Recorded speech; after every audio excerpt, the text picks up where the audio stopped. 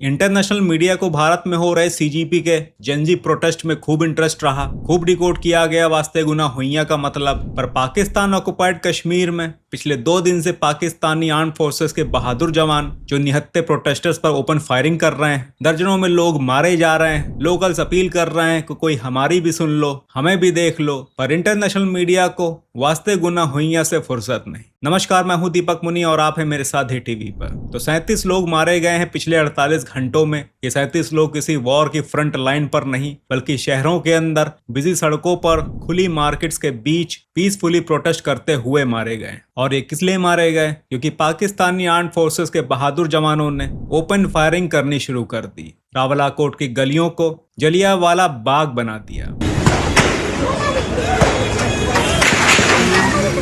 The violence in the city of Rawalakot follows accusations of vote rigging during the first phase of regional elections. Voting's now ended across 13 constituencies, and turnout's reported to be low after calls for a boycott. Al Jazeera's Kamal. Pakistan के कश्मीर वाले हिस्से में ये protest 2 महीने पहले basic rights को लेकर शुरू हुए थे।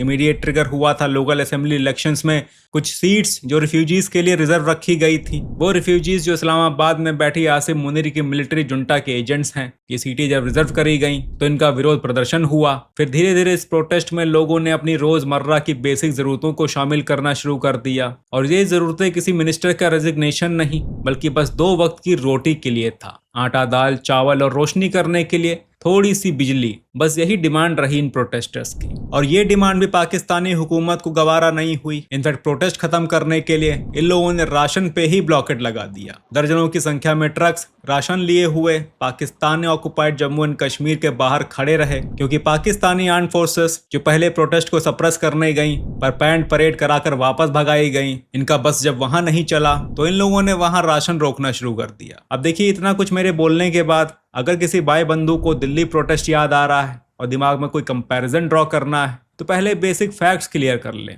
और ये फैक्ट्स ये कि पाकिस्तान ऑक्युपाइड कश्मीर में जिन चीजों के लिए प्रोटेस्ट करना पड़ रहा है, बूढ़े बच्चों और महिलाओं को सड़कों पर उतरना पड़ रहा है, गोलियां खानी पड़ रही हैं, वो सब कुछ भारत में फ्री में मिलता है। और एक आध को नहीं बल्कि नेशनल फूड सिक्योरिटी एक्ट में भारत की 67% पॉपुलेशन कवर होती है, जो कि बनती है लगभग 80 करोड़ लोग। 25 करोड़ वाले पूरे पाकिस्तान को हम इतने में दिन की 6 खुराकें दे सकते हैं, और वो भी एकदम फ्री। भारत में आटा, दाल, चावल के लिए नहीं बल्कि प्रोटेस्ट हुआ किसी मिनिस्टर की अकाउंटेबिलिटी को लेकर, उनके रेजिग्नेशन को लेकर। पाकिस्तान में तो ऐसा कुछ सोचना भी गुनाह है, तो कंपैरिजन थोड़ा हिसाब से करिएगा। एनीवे, तो 27 को लोकल इलेक्शंस होने थे जिनका लोगों ने बायकॉट किया और मार्च पर निकल गए। फ्रस्ट्रेटेड पाकिस्तानी एस्टेब्लिशमेंट ने इन्हीं लोगों पर दिन दहाड़े फायरिंग करा दी। पिछले 48 घंटे में 37 लोग मारे जा चुके हैं। लोग त्राही त्राही कर रहे हैं, मदद की भीख मांग रहे हैं, बचाव की अपील कर रहे हैं इंटरनेशनल कम्युनिटी से, इंटरनेशनल मीडिया से। पर इंटरनेशनल मीडिया को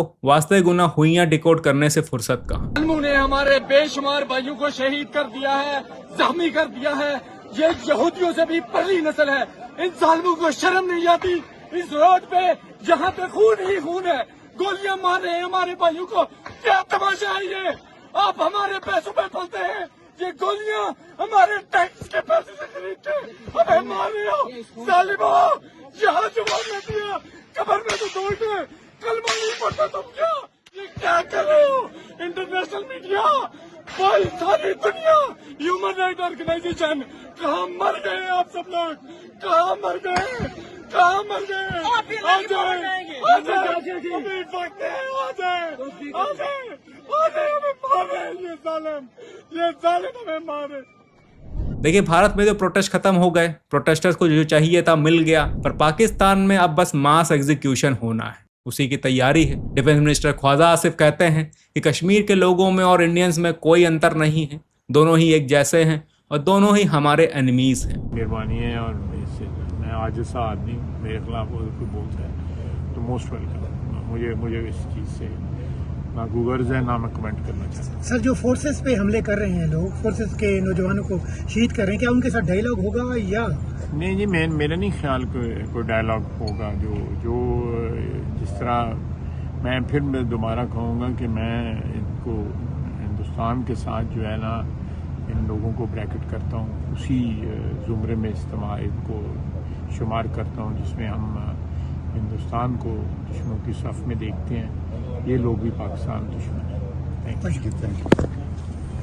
अब पाकिस्तान की मौजूदा सरकार अगर इस तरह की मानसिकता रखती है तो आप समझ सकते हैं कि बातचीत तो नहीं चलेगी, चलेंगी तो बस गोलियां। ये ना ही यूएस ईरान की पीस करा पाएंगे और ना ही कभी अपने यहाँ पीस देख पाएंगे। बोए हैं पेड़ बबूल का तो आम कहां से खाएंगे। इधर पाकिस्तानी आर्मी का मास मोबिलाइजेशन देखा गया है रावलाकोट की तरफ। मे भी इनको अब इस बात का डर है कि भारत कहीं कोई एक्शन ना ले ले, लेकिन आप घबराएं नहीं। मैं अश्योर करता हूं कि भारत की ऐसी कोई मंशा नहीं। पाकिस्तान के पास मजा कराने के लिए ऑलरेडी BLA है, TTP है, तालिबान है और of course Pakistani occupied Kashmir के लोग हैं। बाकी डिमांड अभी उधर से भी आएगी जहां ये पीस कराने गए हैं। कल सऊदी अरब ने यूएस के साथ मिलकर ईरानियन प्रॉक्सीज पर स्ट्राइक करनी शुरू कर दी। कब से छुपाए बैठा था सऊदी अरब अपने जज्बातों को, अब निकलकर सामने आ पाया है। तो पाकिस्तान को अभी वहां भी मजा कराने जाना पड़ेगा। और देखिए, भारत एक अच्छा पड़ोसी है। हम देख रहे हैं कि पाकिस्तान की चौगिरदा लगी हुई है। ऐसे में हम पाकिस्तान की परेशानियां और नहीं बढ़ाएंगे, इसलिए निश्चिंत रहे पाकिस्तान। भारत अभी मूड में नहीं। तो चलिए फिलहाल के लिए इतना ही, मिलते हैं अगली वीडियो में और अपडेट्स के साथ।